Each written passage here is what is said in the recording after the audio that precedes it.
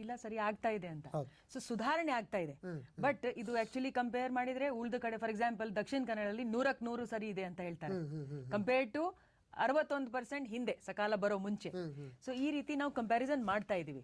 ಅಂದ್ರೆ ಹಂತ ಹಂತವಾಗಿ ಜಿಲ್ಲೆಗಳಲ್ಲಿ ವ್ಯತ್ಯಾಸ ಆಗ್ತಾ ಇದೆ. ಈ ಗುಲ್ಬರ್ಗ ನೋಡಿ 8% ಮಾತ್ರ ಸಮಾಧಾನ ಇತ್ತು, ಇವಾಗ 99% ಸಮಾಧಾನ ಆಗಿದೆ. ಸೊ ಎಲ್ಲಿ ಆಡಳಿತದಲ್ಲಿ ಸ್ವಲ್ಪ ಕೊರತೆಗಳು ಜಾಸ್ತಿ ಇತ್ತು ಅಲ್ಲಿ ವ್ಯತ್ಯಾಸ ಜಾಸ್ತಿ ಕಾಡ್ತಾ ಇದೆ.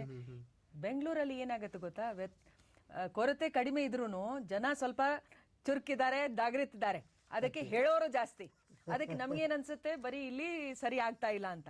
ಬಟ್ ಆಕ್ಚುಲಿ ನೋಡಿದ್ರೆ ನಾಗರಿಕರೇ ಹೇಳುವಂತ ಹಾಗೆ ಕೇವಲ 8% ನಾಗರಿಕರಿಗೆ ಗುಲ್ಬರ್ಗಾದಲ್ಲಿ ಸಮಾಧಾನ ಇತ್ತು ಮೊದಲು.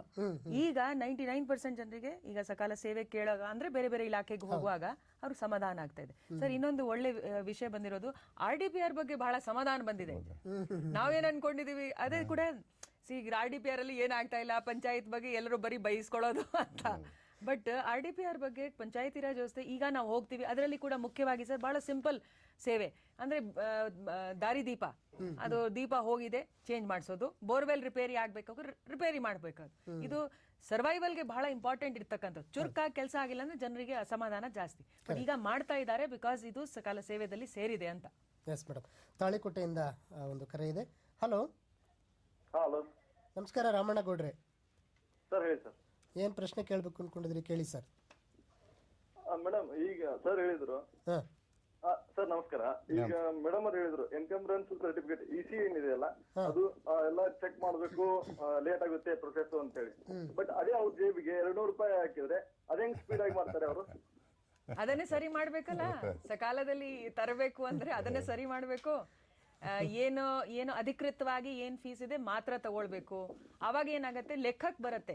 ಸಕಾಲದಲ್ಲಿ ತರುವಂತದ್ದು ವಿಶೇಷ ನಮ್ಗೆ ಪ್ರಯೋಜನ ಏನಂತಂದ್ರೆ ಯಾವ ಅರ್ಜಿ ಇದ್ರೂ ಅದು ಲೆಕ್ಕಕ್ಕೆ ಬರುತ್ತೆ. ಇದು ನಿಮ್ಮ 200 ಏನಿದೆ ಅದು ಲೆಕ್ಕಕ್ಕೆ ಬರೋದಿಲ್ಲ. ಈಗ ನೋಡಿ ಅಲ್ಲ ನೋಡಿ ನಿಜ, ಸದ್ಯಕ್ಕೆ ನೀವು ಆ ಜೋಬಿಗೆ 200 ರೂಪಾಯಿ ಬಿಟ್ರೇನೆ ಚುರುಕಾಗೋದು. ಯಾಕೆ ಅದು ಅಂತ ಹೇಳಿದ್ರೆ ಅವನೇ ಹುಡುಕ್ಬೇಕಲ್ಲ ಎಲ್ಲದನ್ನು.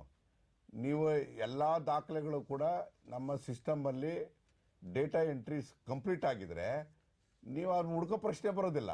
ಆಗ ಅವನು ದುಡ್ಡು ಕೇಳಲ್ಲ, ಜೋಬಿ ದುಡ್ಡು ಬಿಡೋ ಪ್ರಶ್ನೆನೂ ಬರೋದಿಲ್ಲ. ಹಾಗಾಗಿ ಇದನ್ನ ವ್ಯವಸ್ಥೆ ಇನ್ನು ಮುಂದುವರಿಬೇಕದು. ಆ ದಿಸೆನಲ್ಲಿ ನಾವು ಮುಂದುವರಿತಾ ಇದ್ದೀವಿ. ಒಂದು ಅದೇ ಅರ್ಥ ಮಾಡ್ಕೊಳ್ಬೇಕು ನಾವು ನಾಗರಿಕರಾಗಿ ಕೂಡ ಅಧಿಕಾರಿಗಳಾಗಿ ಕೂಡ ನಾವು ಯಾವ ಸೇವೆಯನ್ನ ವ್ಯವಸ್ಥಿತವಾಗಿ ಮಾನ್ಯ ಸಚಿವರು ಹೇಳಿದಾಗೆ ನಮ್ ವ್ಯವಸ್ಥೆ ಸರಿ ಇಲ್ಲ ಅಂದ್ರೆ ನಾವು ನಿಮ್ಗೆ ಅದು ಆಫರ್ ಮಾಡಂಗಿಲ್ಲ. ಯಾಕೆಂದ್ರೆ ಮತ್ ನಿಮ್ಗೆ ಕಷ್ಟ ನಮಗೂ ಕಷ್ಟ. ಸೊ ಇದು ಒಂದು ಕಂಪ್ಯೂಟರೈಸೇಷನ್ ಆಗ್ಬಿಟ್ರೆ ನೀವು ಆ ಕಚೇರಿಗೂ ಹೋಗ್ಬೇಕಾಗಿಲ್ಲ. ಕಚೇರಿ ಹೋಗದೆ ಇರ್ತಕ್ಕಂಥ ಸಂದರ್ಭ ನೀವು 200 ರೂಪಾಯಿ 300 ರೂಪಾಯಿನೂ ಕೊಡ್ಬೇಕಾಗಿಲ್ಲ. ಸರ್ ತಾವು ಕಾಸ್ಟ್ ಸರ್ಟಿಫಿಕೇಟ್ ಬಗ್ಗೆ ಕೂಡ ಇದೇ ರೀತಿ ವ್ಯವಸ್ಥೆ ಮಾಡ್ಬೇಕು ಅಂತ ಒಂದು ಹೆಜ್ಜೆಯನ್ನ ಕಂದಾಯ ಇಲಾಖೆ ಸಚಿವರ ಮೂಲಕ ಮಾಡಿದಿರಿ. ಅದು ಕೂಡ ಇದೇ ಆಗ್ತದೆ. ಮುಂದಿನ ದಿವಸಗಳಲ್ಲಿ ಯಾರು ಕಾಸ್ಟ್ ಸರ್ಟಿಫಿಕೇಟ್ ಕೇಳಕ್ಕೆ ಹೋಗುವಂತದ್ದು ಅವಶ್ಯಕತೆ ಇರೋದಿಲ್ಲ.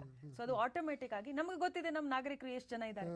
ಸೊ ಅವರು 6 ಕೋಟಿ 10 ಲಕ್ಷ ಜನ ಯಾರಿದ್ದಾರೆ ಅವರು ಒಂದೊಂದು ಕುಟುಂಬಕ್ಕೆ ಒಂದು ಕಾಸ್ಟ್ ಸರ್ಟಿಫಿಕೇಟ್ ಸಿಕ್ತಂದ್ರೆ ಅವ್ರ ಸದಸ್ಯರಿಗೆ ಆಟೋಮ್ಯಾಟಿಕ್ ಸಿಕ್ಕತ್ತೆ. ಸೊ ಅದು ಕೂಡ ಆನ್ಲೈನ್ ಮೂಲಕ ಇದ್ರೆ ಯಾವುದೇ ಒಂದು ಕಂಪ್ಯೂಟರ್ ಅಲ್ಲಿ ಪ್ರಿಂಟ್ ಮಾಡಿದ್ರೆ ಮುಂದಿನ 2-3 ತಿಂಗಳಲ್ಲಿ ಪ್ರಿಂಟ್ ಮಾಡಿದ್ರೆ ಆಯ್ತು.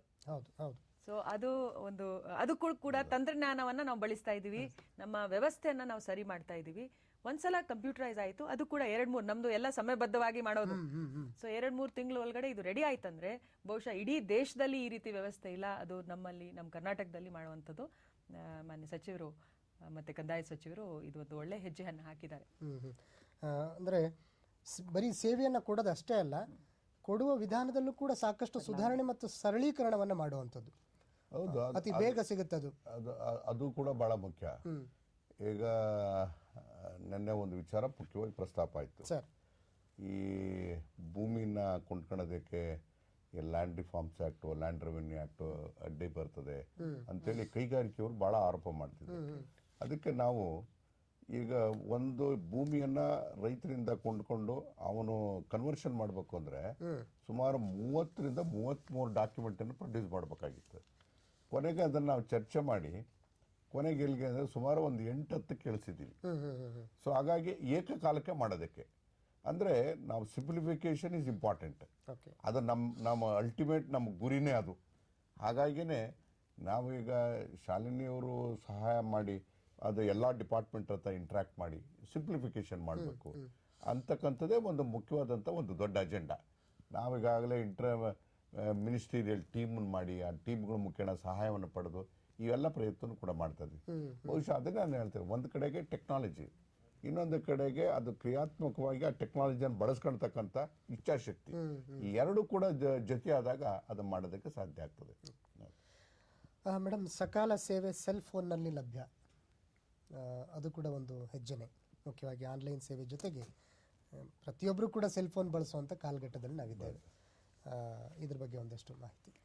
ನಂದು ಇದೆ ಈ ವಿಷಯದಲ್ಲಿ. ಮೊದಲು ನಾವು